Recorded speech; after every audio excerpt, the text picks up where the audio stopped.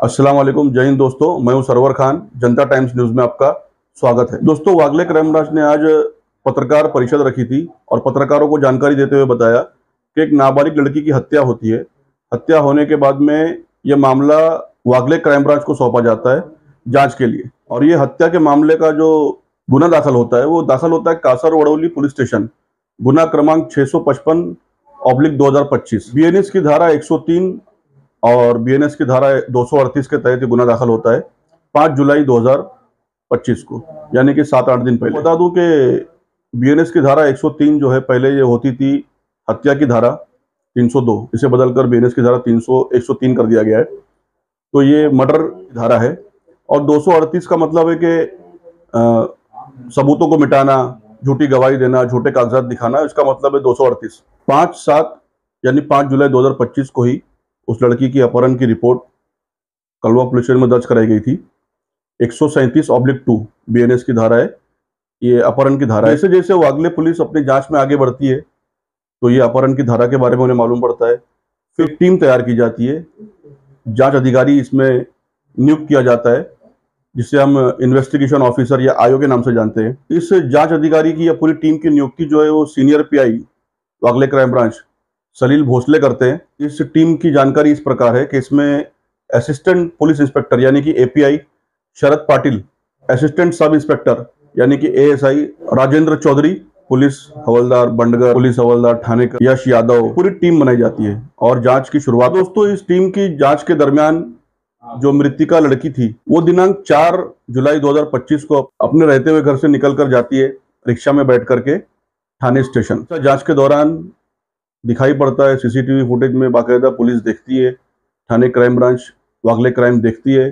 फिर जब इस जांच को आगे बढ़ाया जाता है तो पता चलता है कि वो रिक्शा में बैठकर जो गई थी लड़की, वो रिक्शा का ड्राइवर इस पूरे कांड का मास्टरमाइंड यानी कि हत्यारा बोलो या आरोपी बोलो या सहभागी बोलो, इस पूरे कांड का वही आरोपी है। इसके बाद रिक्शा चालक समाधान अर्जुन सूर्यवंशी, उम्र 40 वर्ष, काम रिक्शा चालक और पता सुख शांति चाल, अंबेडकर पुतले के पास, लोकमान्य नगर, पाड़ा नंबर 3, थाने। तो इसे पुलिसिया अंदाज में पूछताछ करने के बाद में वो अपने गुनाह को कबूल करता है और मामला पूरा बताता है क्या कैसे हुआ। 10 जुलाई 2025 को पुलिस उसे ऑफिशियली अरेस्ट करती है और इस मामले को आगे की जांच के लिए कासर वड़ौली पुलिस स्टेशन को सौंपा जाता है। तो फिलहाल इस मामले की जांच कासर वड़ौली पुलिस स्टेशन कर रही है।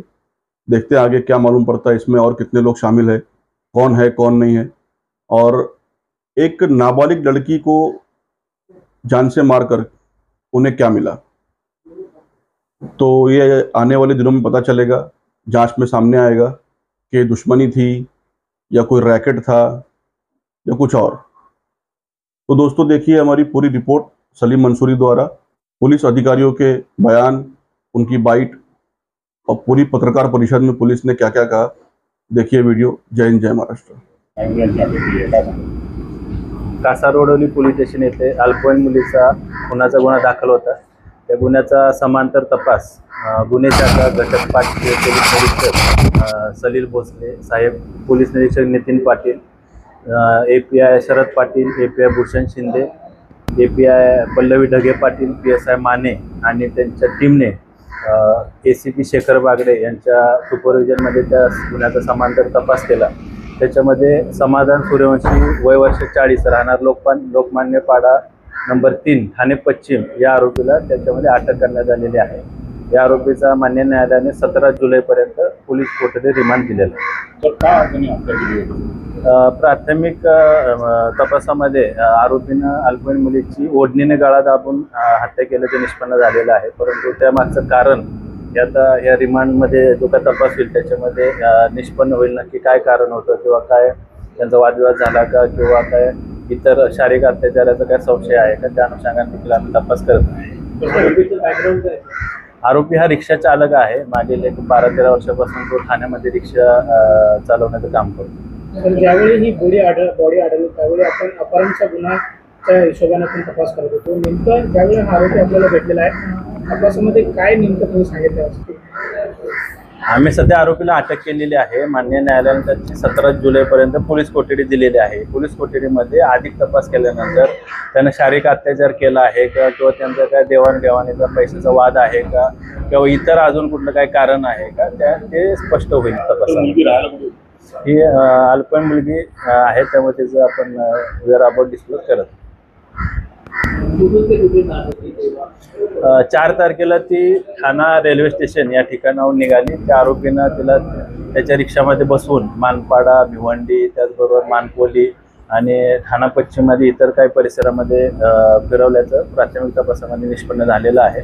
त्यानंतर त्यानं वाघबीळ गावाच्या जवळ सुनसान जागेमध्ये तिचा गळा आवळून खून केला आणि तिची बॉडी त्या ठिकाणी त्यानं टाकून दिली.